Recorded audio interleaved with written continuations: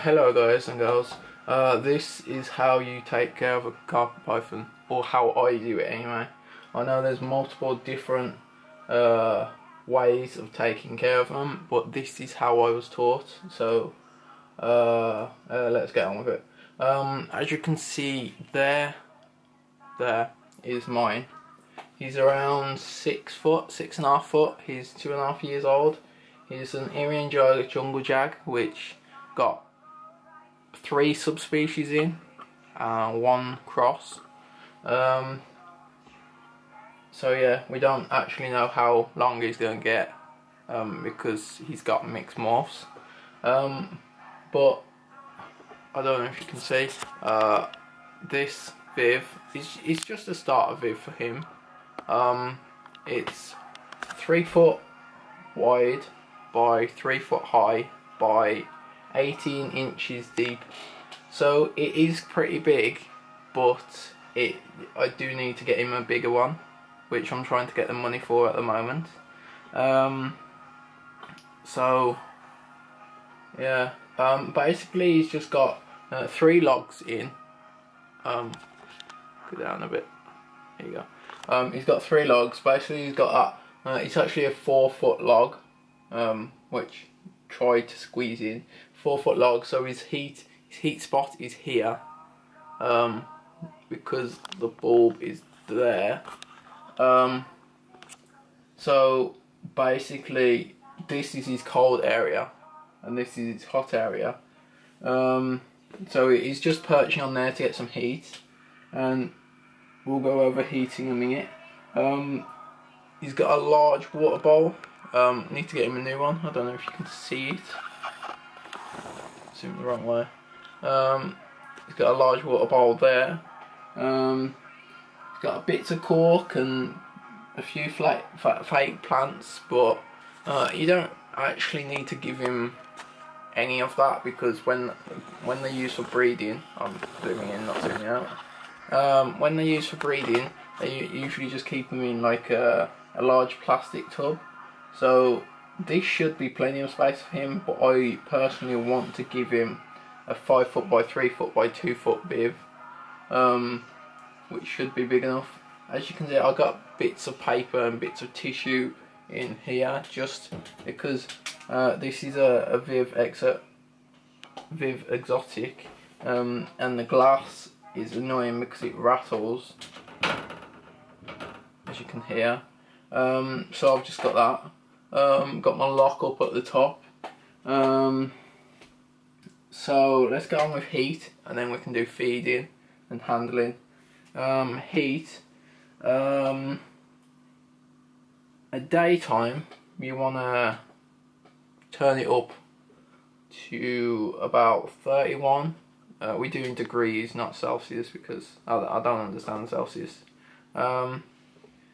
Degrees, 51 to 51, Jesus Christ, 31 degrees Celsius to 33 degrees Celsius. I aim to do it around 32, so when I spray it will go up to 34, which is fine. But anything past 35, I would say it's getting too hot. And then for night time, nothing below 26. That is a dead stop line. Well, not dead stop. It is too cold if it's below 26. I usually keep it around 28. But I have a little information sheet on the side. It says 27 to 29. That's if I'm not looking after him and someone else is there. So we have a massive care sheet and all that. We usually check it an hour after we've altered it. What was next? Feeding. Feeding depends on what snake you got, and sorry about that. Got a bit of a cough. For a carpet python, it's no different to any boa, like a boa constrictor. Basically, they love their food. Sorry about the reflection. Should open this, try and get him out. dropping money everywhere. Basically, whatever size the biggest part of their body is, that's what you can feed them. My boy here is on, I usually give him a small rat, but he could eat, it's usually about a small rat or a medium rat. I don't want to pressure him too much because he's not eating, he hasn't ate for the past 2 weeks, which most snakes can go off feed.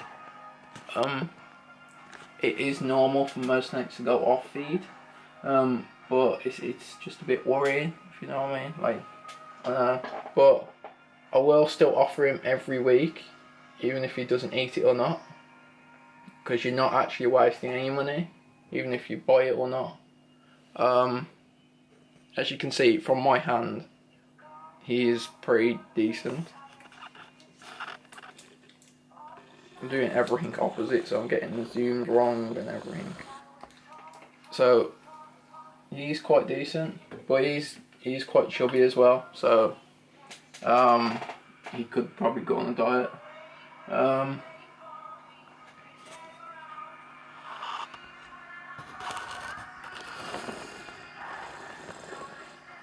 His head there. What's left? Handling. Basically, most carpet pythons are really viv aggressive.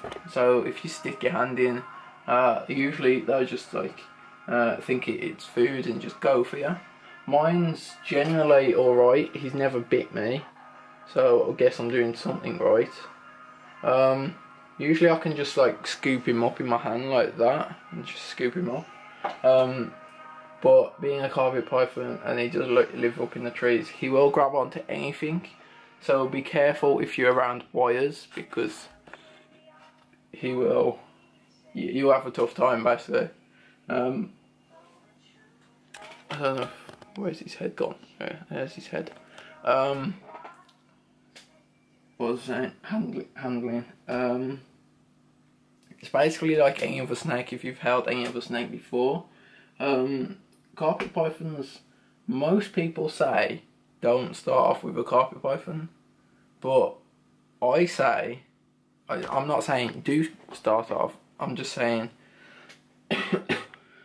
if you go and get any snake, whatever snake it is, whether it's a corn snake, a boa constrictor, an anaconda, a Burmese or a carpet python, do your research, know how big they will get before you purchase one, because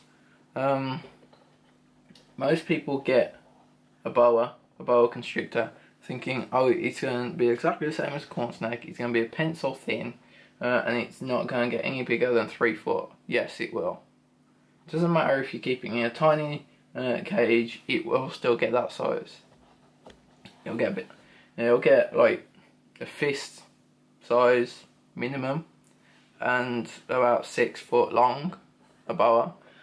This carpet python, he'll probably get about 8 foot max, but only about that, like maybe a fist at most. My first snake is him, and he's my only snake. So yeah, so if you're just going to get a snake, do your research. I don't think there's such as thing as a starter animal, because what about if you only want one snake? You're going to start with a corn snake or a ball python. Start with something which apparently is easy, but most snakes are. And all I do is change his water every day and scoop out some poo. But I work in a pet shop which has loads of snakes as well. That is all you're going to do with most snakes. There's going to be a few which are finicky, might have mites or might have shed problems or stuff like that, but apart from that, it's not going to do much.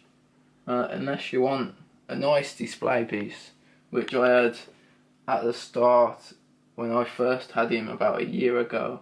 I had tons of plants, tons of everything, as a proper display piece, but it got to the point where there's not much point, and it takes so long moving everything out of the way to get him out.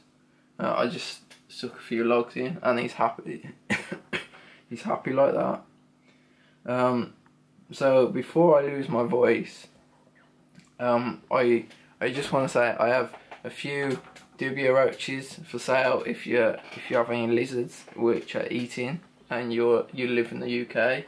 I just have a few of them for sale on eBay, and my voice is really going. I have a few of them.